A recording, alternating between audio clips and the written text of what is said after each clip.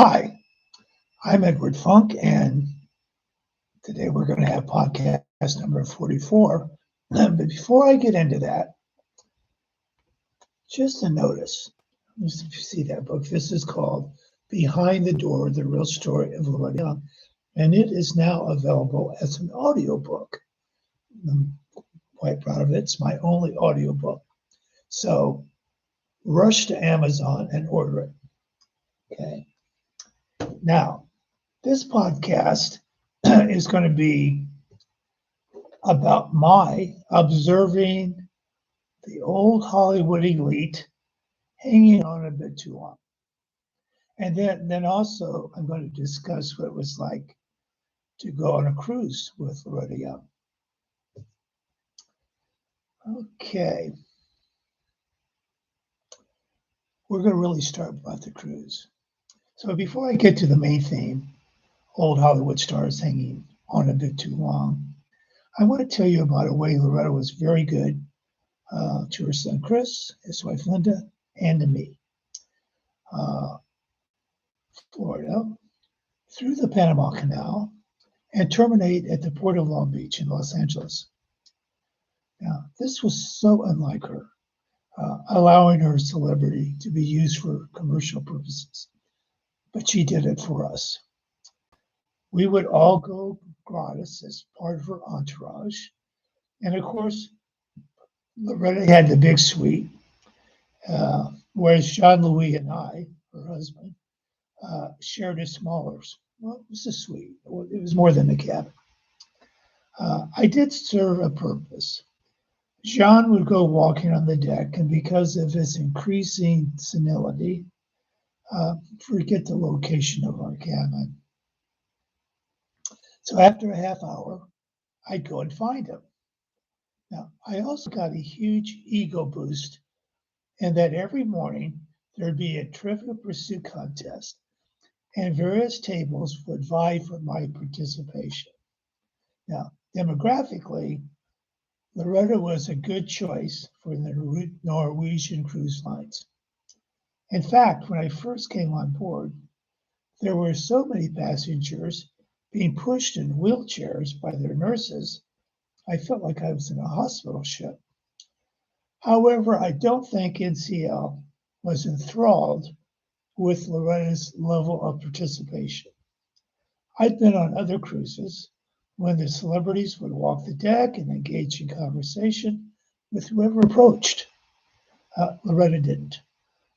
She limited herself to some special appearances at which she shared some well-worn remarks. Now, one of the best outcomes from that cruise was that her son Chris and his wife Linda and myself, we forged a new kind of friendship, one just between us and one no longer under the heavy influence of Loretta's heavy shadow. And that reminds me of something about that cruise. Chris and Linda were supposed to send a bunch of Loretta's movies on VHF. I mean, Loretta made 98 movies, and they were going to send, I don't know, maybe 3 dozen, something like that.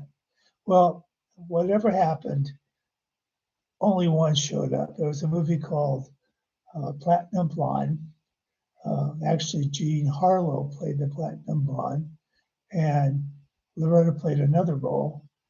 And it really wasn't that good of a movie, but the ship TV kept looping it over and over and over and over again. And I'm sure everybody got tired of watching it. I know that I did. Now, back in Palm Springs, Loretta and Jean maintained a social presence, and I was part of Loretta's party for a couple of big events held at the Palm Springs Convention Center. Now, one was a tribute to Frank Sinatra. It was a fundraiser for the Martin Anthony Sinatra Medical Center. That's Frank Sinatra's father. And this was I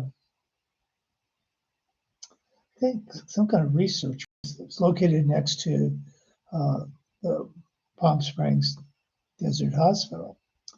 Now, I was seated at a table directly across from Loretta when Bob and Dolores Hope arrived at our table. Even before they had sat down, Frank Sinatra, who we looked fine, but he shuffled like an old man, came from the next table to meet the Hopes. After he left, Bob Hope asked his wife, "Who was that?" Uh, she replied, "Sinatra." Uh, a little bit later, Loretta, who was seated between Bob Hope and Jean Louis, caught my eye and discreetly pointed her fingers in both directions and rolled her eyes.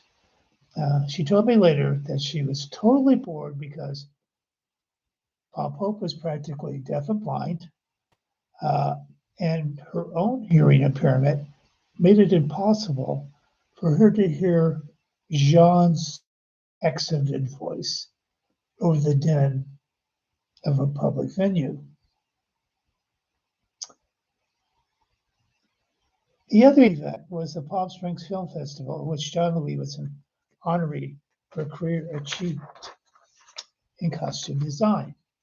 Now, there was a VIP room to host the honorees and their families prior to the event. Tony Curtis was the biggest name on the roster. I observed Tony Curtis, and he was wearing evening attire but no tie, and his feet were shod with what looked like green alligator boots. What really caught my attention was his body language. He was all by himself, and he was leaning into a wall as if he wanted to disappear. He reminded me of the character he played in The Boston Strangler, who was fraught with insecurity. Now, I stood nearby while Loretta was in a conversation with Donald O'Connor. He was the host for the evening. Loretta addressed him as Little Donald O'Connor, and that was my first awareness that he had been a child adolescent star. I told him that I enjoyed seeing him in a play in Orlando when I lived in Florida. He didn't seem to remember it, that his wife did. Producer Ross Hunter presented John's award. John addressed Lana Turner and Hunter's Imitation of Life, as well as Portrait in Black. He also addressed Susan Hayward and Hunter's Backstreet. Now, Esther Williams accepted an award for George Sidney, a director for whom she had worked at MGM. Her remarks were rather lengthy, considering she was accepting the award for someone else. I wasn't surprised. John and Loretta attended a dinner party the night before, at which Esther was seated next to Loretta. Loretta told me later that Esther talked nonstop. At one point, she leaned over to Loretta and asked, "Loretta, do you have money?" Loretta, somewhat startled by such a personal question, replied, "Yes, dear, I do." Esther then explained the soundness of her own um, investments in her swimming pool, swimwear companies, and obviously that's really why she wanted to talk about money, because she wanted to talk about how much money she had. Now, ever since I arrived in Southern California, I've been surprised how people would inquire into your own personal finances. And I think Loretta felt that same sensitivity. Now, on the evening of the festival, Loretta wore a white chiffon gown with red print. She asked Jean Louis to design a red velvet cape with fur trim. It would be Jean's last design. While the awards were being presented, a woman with shoulder-length blonde hair, slumped over in a wheelchair, was rolled near our table so that she could better hear the presentation. It was Ginger Rogers. I couldn't help but feel the old guard of Hollywood might be hanging on a bit too long, but much would change, and change quickly. And one more memory about that evening. The convention center was a huge room. And well, since I was seated with Loretta, Bob Hope, and all those people, we were at the very front, but into the left corner. And then at the very back, to the right corner, from where I could sit, I saw somebody. I said, it looked like a clown. How the it was just something so garish. I had to get up at one point and walk in that direction to see who that person was. It turned out to be Joan Collins. Okay, back to my really scripted remarks. So one day I asked Loretta, what has been the biggest benefit of fame? Without any hesitation, she replied, being able to meet other famous people. In my day, I met almost everyone.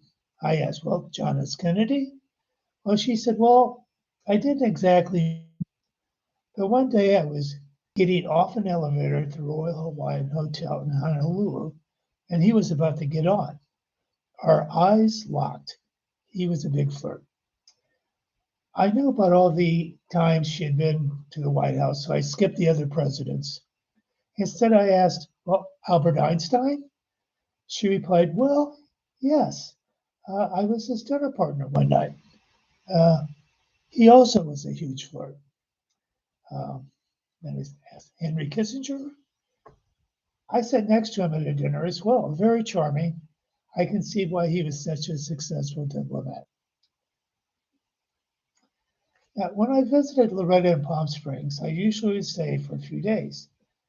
Loretta had these 3 bountiful grapefruit trees in her backyard on the other side of the pool.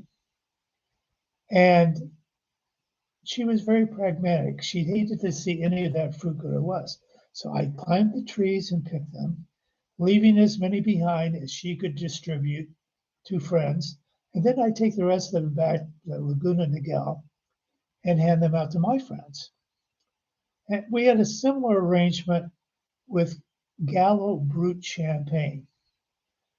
Maria Gallo was one of Loretta's friends, and she used to send it to her by the case.